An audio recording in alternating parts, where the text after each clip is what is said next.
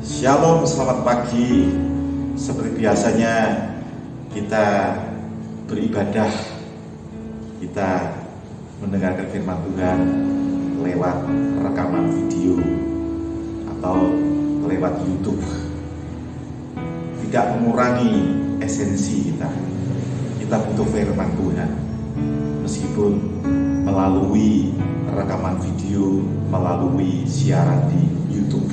Sebelum kita mendengarkan firman Tuhan, baiklah kita tundukkan diri kita rendahkan diri kita, agar kita mendapat berkat dari Tuhan, berkat firman Tuhan yang seutuhnya. Bapa Surgawi yang begitu baik bagi kami, meskipun kami tidak beribadah seperti lazimnya, tetapi kami tahu Tuhan ada di dekat kami. Tuhan ada bersama kami. Meskipun kami tidak berkumpul bersama-sama, tapi Tuhan ada di dekat setiap kami masing-masing. Kami butuh Engkau, terutama kami butuh perkataan-Mu. Sampaikan perkataan-Mu, terbukalah perkataan-Mu untuk kami. Tujukan perkataan pada kami. Kami terima itu sebagai firman yang hidup bagi kami. Kami akan mendengarkan firman Tuhan. Kami akan menyediakan hati kami, pikiran kami, dan sementara kami mendengarkan firman Tuhan, sekaligus Tuhan sudah mulai ubahkan hidup kami. Inilah doa kami. Haleluya. Amin. Mari kita nyanyikan lagu kemenangan, ya. Kemenangan yang luar biasa. Sebab Yesus mati, bangkit dari dalam mati, Dia hidup. Pasti ada kemenangan yang besar depan kita, yaitu kehidupan yang sangat-sangat luar biasa. Keajaiban, kemurahan besar terjadi di sana. Sebab Dia hidup, ada hari esok. Sebab Dia hidup, tak gentar, karena ku tahu Dia pegang hari esok. Hidup jadi berarti sebab Yesus hidup. Sekali lagi, sebab Dia hidup. Sebab Dia hidup, ada hari esok. Sebab Dia hidup, tak gentar, karena ku tahu Dia pegang hari esok.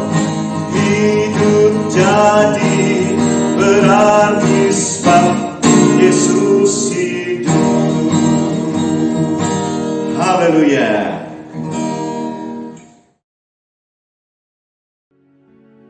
Telah sekian kali kita mendengar firman Tuhan dari rekaman video atau dari YouTube. Pada pagi hari ini juga kita akan mendengarkan firman Tuhan melalui rekaman video atau YouTube. Tidak mengurangi esensi kita beribadah kepada Tuhan, esensi kita dalam kita menerima firman Tuhan. Yang terutama adalah niat atau sikap kita untuk menerima firman Tuhan. Puji Tuhan, pada pagi hari ini saya akan menyampaikan firman Tuhan masih tentang hari kemenangan, hari Paskah, hari kebangkitan Yesus dari antara mati. Menandakan juga bahwa kita bangkit dari kehidupan yang lama, sudah mati, bangkit dengan hidup yang baru. Judul firman Tuhan pada pagi hari ini, hidup baru. Ayat yang pertama saya akan baca di dalam suratan 2 Korintus pasal 5 ayat 17 berkata demikian. Jadi siapa yang ada di dalam Kristus, ia adalah ciptaan baru, yang lama sudah berlalu, sesungguhnya yang baru sudah datang. Hari Paskah tidak sekedar dirayakan dengan sukacita. Kalau anak-anak sekolah minggu senang sekali tiba hari Paskah, karena mereka tahu di gereja ada telur yang disediakan, telur yang dihias, belum lagi ditambah dengan candy atau permen atau gula-gula atau roti-roti. Dan mereka senang sekali selesai kebaktian Paskah, mereka pulang dengan keranjang, dengan kantong plastik yang penuh dengan candy, permen, telur, dan roti, dan lain sebagainya. Mereka senang. Tetapi ya bagi kita gereja Tuhan, apalagi yang hidup di zaman yang akhir ini, ya hidup di dalam dunia yang keadaannya seperti ini, dunia yang fana ini, ya, Paskah itu bukan hadiah seperti yang diterima hadiah daripada anak-anak kecil seperti itu, bukan berupa itu, tapi berupa kemenangan yang besar, ditandai dengan kita menjadi orang Kristen yang hidup baru. Kehidupan lama sudah berlalu, hidup baru datang. Nah saudara-saudara, tanda-tanda orang hidup baru harus terlihat, harus nyata di dalam kehidupannya. Tidak bisa kita berkata, oh saya sudah kenal Tuhan, saya pendeta, saya gembala jemaat, saya aktivis, saya pelayan Tuhan. Tidak bisa dikatakan sekedar atau begitu saja. Nah, tetapi ya kita harus menyatakan betul-betul bahwa kita itu betul-betul hidup baru. Dan orang yang melihat kita tidak mau lagi mendengar, oh saya ini sudah bertobat, Tuhan cinta saya sudah lahir baru. Nah, mereka juga menuntut melihat dari kehidupan kita.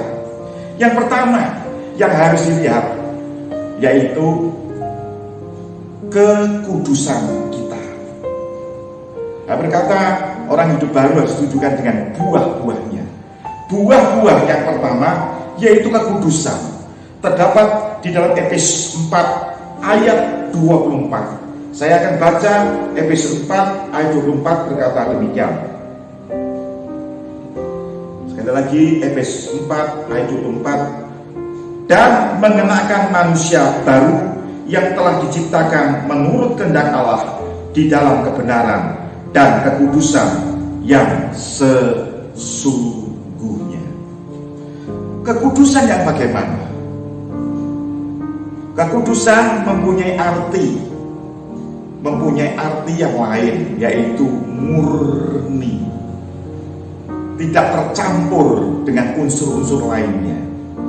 Biarlah kita menjadi sebagai hamba Tuhan, anak-anak Tuhan, kita mempunyai cinta yang murni, motivasi yang murni, pikiran yang murni, pandangan yang murni, pendengaran yang murni. Murni dalam arti seturut hukum-hukum firman Tuhan.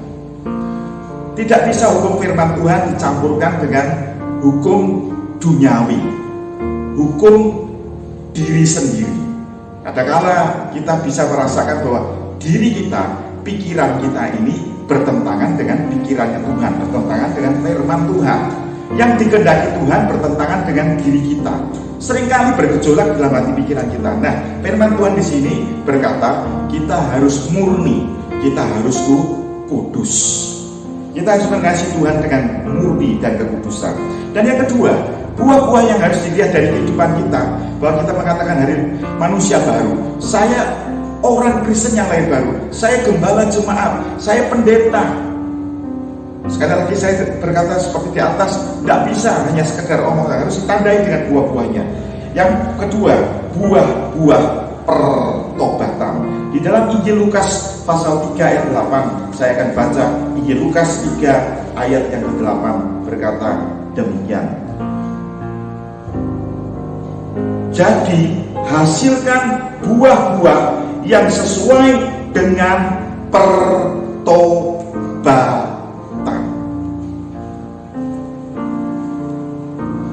Apa itu arti kata tobat? Tobat yaitu menyadari kesalahannya, menyadari kekeliruannya, menyadari pemberontakannya, menyadari perlawanannya terhadap firman Tuhan. Sekali lagi, terhadap firman Tuhan. Dan itu semuanya kita harus tunjukkan bahwa kehidupan kita benar-benar ada di dalam jalan kebenaran. Kalau kita ada di dalam jalan kebenaran, pasti kita hidup. Yesus berkata, "Akulah jalan dan kebenaran dan hidup. Tidak ada orang sampai ke sana kecuali melalui Aku." Maka dari itu kita tidak boleh pede. Oh, saya pendeta, saya gembala, pasti selamat. Kalau saya tidak terlihat nilai-nilai pertobatan, pasti tidak ada hidup. Dan saya sebagai pendeta, hamba Tuhan, gembala, berarti tidak jalan di jalan kebenaran dan hidup. Puji Tuhan. Yang ketiga, yang terakhir, tanda-tanda orang hidup baru. Tentunya tadi saya berkata ada buah. Yang pertama kekudusan, yang kedua pertobatan, yang ketiga yang terakhir, yaitu buah-buah pelayanan. 2 Timotius 4 ayat yang kelima, firman Tuhan berkata demikian. 2 Timotius 4 ayat yang ke-5. Firman Tuhan saya bacakan di sini. Tetapi kuatkanlah dirimu dalam segala hal, sabarlah menderita, lakukanlah pekerjaan pemberita Injil, dan tunaikanlah tugas pelayananmu.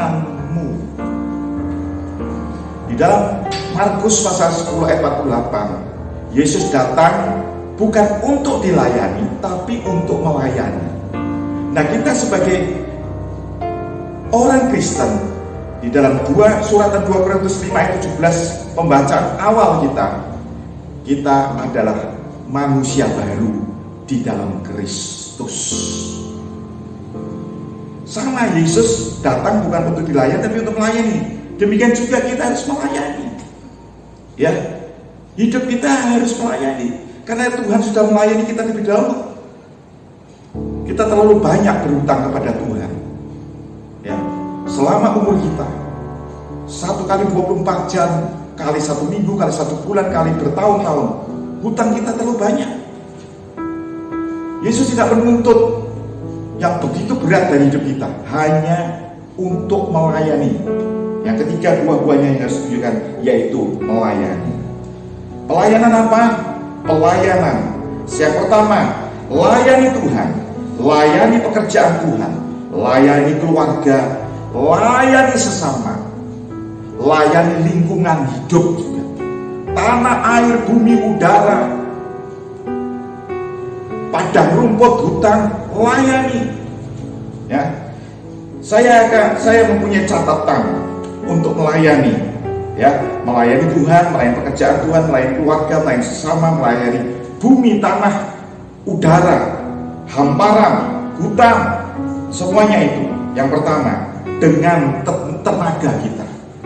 Layani dengan tenaga kita, layani dengan kepandaian kita, dengan kapasitas kita, dengan kemampuan kita, layani dengan waktu kita. Kita bisa melayani 1 jam, 2 jam, 1 tahun, 2 tahun, tetapi layani dengan waktu kita. Waktu itu menunjuk berarti umur hidup kita sepenuhnya untuk melayani. Pelayanan yang lain juga, layani dalam doa, layani dalam puasa, layani dalam bentuk air mata kita, tangisi jiwa-jiwa. Ya, kita berdoa untuk jiwa-jiwa, puasa untuk jiwa-jiwa yang masih ada di dalam ikatan dosa. Yang ketiga, layani dengan harta atau milikmu, atau apa yang padamu, hartamu, layani. Ya, yang berikutnya, layani dalam bentuk pendampingan. Ya, banyak orang yang merasa kesepian. Ya, kita harus peka terhadap kebutuhan jiwa daripada sesama hidup, sesama teman kita. Sebagai makhluk sosial, kita harus peka, dampingi. Ya, mereka membutuhkan pendamping, Pendamping itu bukan berarti suami istri atau istri atau suami pasangan hidup, enggak, tapi teman yang sejati, orang yang mau diajak saling share, ya, saling tukar pikiran, itu luar biasa. Lalu berikutnya, layani dalam pergaulan, ya, layani juga dalam perkataanmu, ya. Hati-hati kita menggunakan perkataan kita. Rasanya bagi kita biasa saja, tapi orang mendengar bisa salah paham, mungkin malah bisa sakit hati, bisa menangis, bisa mungkin berpikir yang enggak dari perkataan kita. Maka dari itu, kalau kita menjadi manusia baru, berarti lidah mulut kita sudah berbarui, perkataan kita menjadi berkat. Perkataan kita meneguhkan, menguatkan, menghiburkan. Dan masih banyak lagi bentuk-bentuk daripada pelayanan. Jangan padamkan rohmu untuk melayani Tuhan. Jaga kekudusanmu, jaga buah-buah pertobatanmu, jaga buah-buah kekudusanmu. Dan yang ketiga, jaga buah-buah pelayananmu. Maranatha, Tuhan Yesus datang kembali. Upah besar Allah di surga menanti-nantikan kita. Berkat di dunia, jangan lupa ada berkat kekal di surga. Haleluya, puji Tuhan. Mari saudara-saudara, kita sama-sama tundukkan diri. Tuhan Yesus yang baik, kami datang kepada Engkau, ampuni dosa-dosa kesalahan kami. Kami sangat-sangat prihatin dengan keadaan seperti sekarang ini, wabah COVID-19 hampir melanda seluruh muka bumi. Pada pagi hari ini kami minta belas kasihan-Mu, Tuhan. Lihatlah hati kami, hati kami murni, khususnya Engkau kasih, Tuhan, Indonesia yang kami cintai. Lebih khusus lagi, kasihlah kota kami, kota Semarang ini. Haleluya. Dengan pikiran, dengan sekuat tenaga yang sudah dikerahkan, dengan apa yang kami punya, bahkan harta kami, bahkan keringat kami, air mata kami, sepertinya Tuhan tidak ada ubahnya.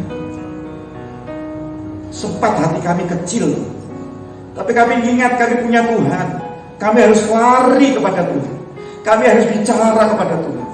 Sekali lagi kami mohon ampun Tuhan atas dosa-dosa kesalahan kami. Belas kasihan Tuhan, lekas Engkau limpahkan kepada negara kami yang tercinta Indonesia, kota kami, kota yang tercinta yaitu Semarang. Kasih Tuhan turunkan, lalukan Tuhan badai wabah COVID-19. Haleluya, haleluya. Kami berdoa buat pasien-pasien yang ada tersebar di beberapa rumah sakit di Semarang. Tuhan, jamah oleh karena darah-Mu, biru-Mu, jamah mereka Tuhan. Terutama kami berdoa untuk para medis Tuhan. Jangan sampai mereka Tuhan mengalami sakit Tuhan. Mereka mulai lelah, mereka mulai capek, mulai jenuh Tuhan, mulai stres. Hiburkanlah mereka, kuatkanlah mereka. Haleluya. Keluarga yang ditinggalkan, anak istri yang ditinggalkan, orang tua yang ditinggalkan untuk mengabdi, untuk ada di garis depan. Berkati mereka juga, berkati kami juga Tuhan.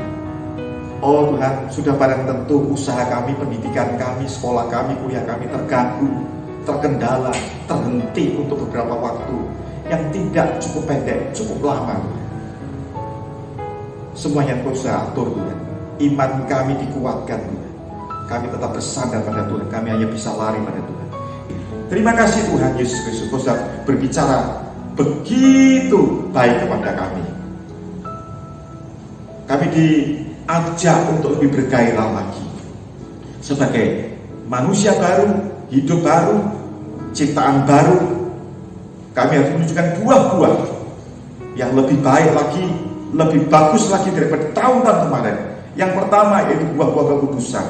Yang kedua, buah-buah pelayanan. Dan yang ketiga, buah-buah pertobatan. Mampukan kami Tuhan, jagalah kehidupan kami, jagalah kehidupan kami. Karena musuh kami bukan sembarangan, yaitu setan kuasa kegelapan roh jahat yang membuat kami lemah, membuat gentar, khawatir dan takut, membuat kami bimbang dan ragu Tuhan. Kami boleh proklamirkan di dalam hari kemenangan yang di Paskah ini bahwa kami adalah manusia baru, ciptaan baru. Bersama Yesus kami akan melakukan perkara-perkara besar. Kuatkan kami Roh Kudus, penuhi kami selalu dengan firman Tuhan, tuntunlah kami Tuhan. Kami ingin berikan buah-buah yang terbaik. Kami tahu upah besar ada di surga. Memberkati kehidupan anak-anak Tuhan, memberkati Tuhan visi misi daripada anak Tuhan, pergumulan daripada doa daripada anak-anak Tuhan. Berkati sawah ladang, berkati hewan ternak, turunkan malaikat Tuhan untuk menjaga sawah ladang, hewan ternak, menjaga kami dimanapun kami pergi, dimanapun kami tinggal. Malaikat Tuhan tetap ada mengelilingi kami, mengawal kami.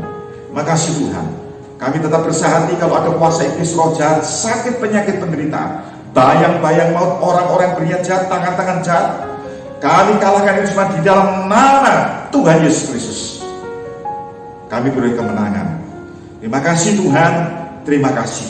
Dan sekarang saudara-saudaraku yang kekasih di dalam Tuhan, kita akan terima berkat, anugerah, damai sejahtera dari kasih sayang Allah Bapa, Anak Tunggal, laki-laki dan persekutuan Roh Kudus, yaitu di dalam namanya Tuhan Yesus Kristus. Berkat-berkat ini semuanya akan menyertai kami sekalian mulai sekarang, pagi hari ini sampai Maranatha, Tuhan Yesus datang kembali. Haleluya, amin.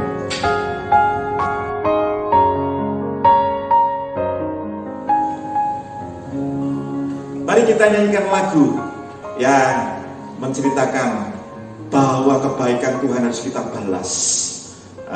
Sesuai dengan pemberitaan firman Tuhan tadi, hidup kita harus menghasilkan buah kekudusan, buah pertobatan, dan buah pelayanan. Hidup kita sangat singkat sekali. Kita berikan yang terbaik di dalam hidup kita yang singkat ini. Kita nyanyikan lagu, hidup ini adalah kesempatan. Hidup ini adalah kesempatan.